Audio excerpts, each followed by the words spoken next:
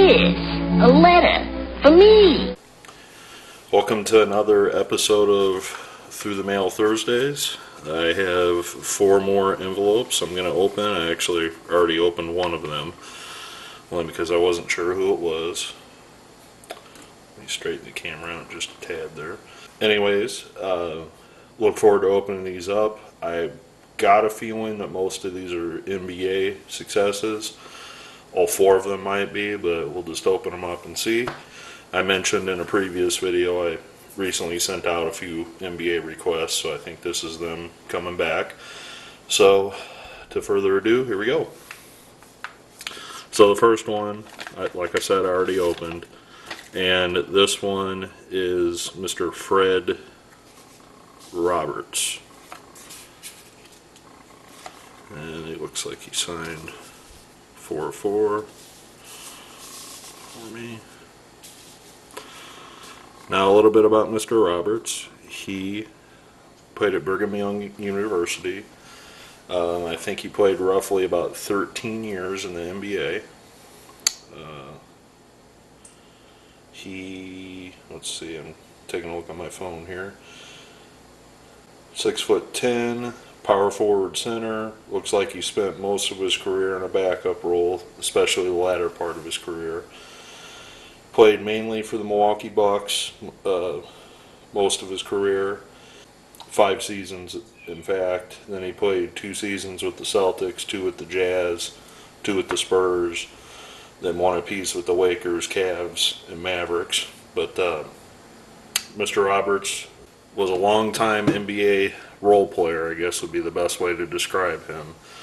And I saw some other collectors having some successes with him, so I scrounged together some of my old early 90s cards of him that I had laying around, and I wrote him a letter and asked him to sign, and he gratefully obliged. So this is 4-4 from Mr. Fred Roberts. Okay. Now the next one is postmarked from Shreveport, Louisiana. And I'm pretty sure I know who this is. Yes, indeed. One of my favorite players ever. And that is Mr. Robert Parish on 4-4.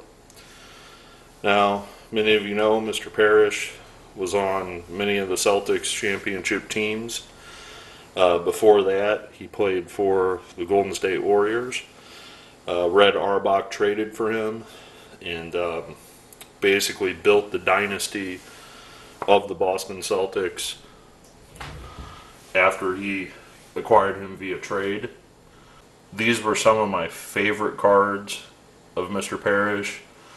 I like this one in particular because it's his old school Golden State Warriors days.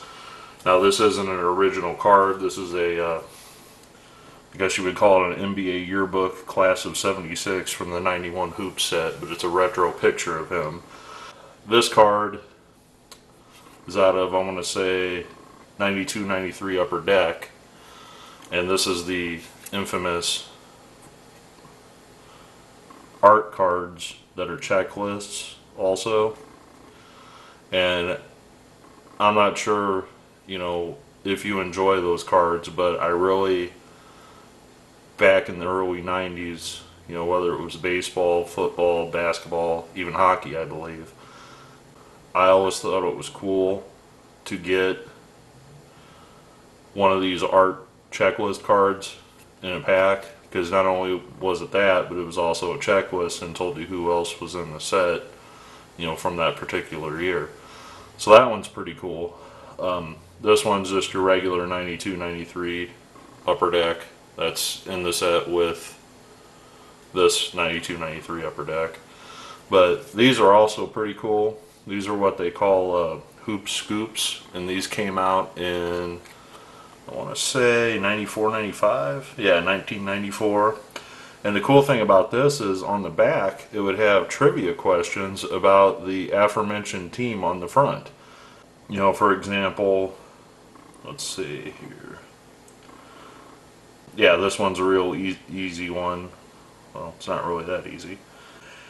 When Kevin McHale retired after the 92-93 season, he was the third highest scorer in Celtics history. Larry Bird was number one, or number two, who was number one. My guess, obviously, there is John Havlicek. Havlicek was more of the prolific scorer, you know, of the day for the entire time he was with the Celtics. Hopefully I'm right, and I'm not giving you bad information there, but they unfortunately didn't give you the answers to the trivia questions either. So I absolutely love these cards. Not only is Parish, looks like he's getting a rebound or either throwing one down, can't really tell. Looks like he's getting a rebound in the photo. But you know, these are a really neat, cheap insert set that came with the 94-95 NBA hoops. If you ever get a chance to see these, you know, if you see them at a card show or a card shop, and today, you know, you could probably get the whole set for like $1 or $2. But just the trivia alone on the back, you know, each team in the NBA with 5 trivia questions, and you know what? You don't have the answer, so either you're gonna have to go online and look it up or do some research really fast. So to wrap up, Mr. Parish, thank you very much for signing these cards. I love always adding a Hall of Famer to my collection. You were one of my favorite players growing up, and you know, I still enjoy playing as the Celtics on NBA 2K18. Some of the all-time teams, you know, that are on that game are amazing to me. I'm actually one of those people that goes and creates my own rosters and such, and you know, updates the rosters with players that I think should be on the team. You know, for example, with the all-time Celtics, you know, the biggest glaring omission I saw was JoJo White, who recently passed away this past week. So thoughts and prayers are, you know, with Mr. White's family. So moving on to the next one, I have another envelope here. It is postmarked from Salt Lake City, Utah. So we'll open that up. And I'm pretty sure I know who this is as well. And it is indeed Mr. Jerry Sloan.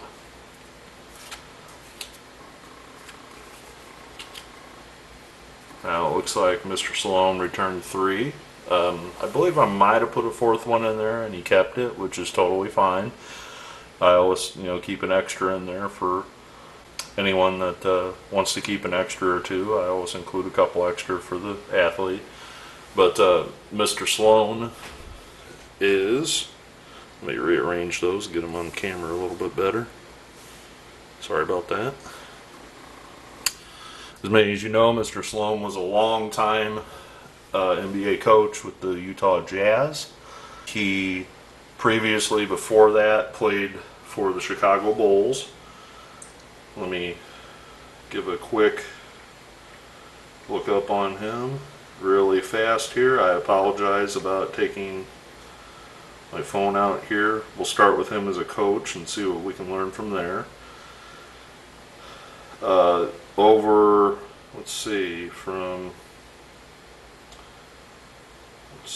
oh, he actually coached the Chicago Bulls as well. I was unaware of that. So the team that he played for was his first coaching job. Then it looks like after the Bulls let him go, after the 1981-82 season, he became an assistant with the Jazz for about 4 years. Then in 1988-89, which might be pretty close to that card right there,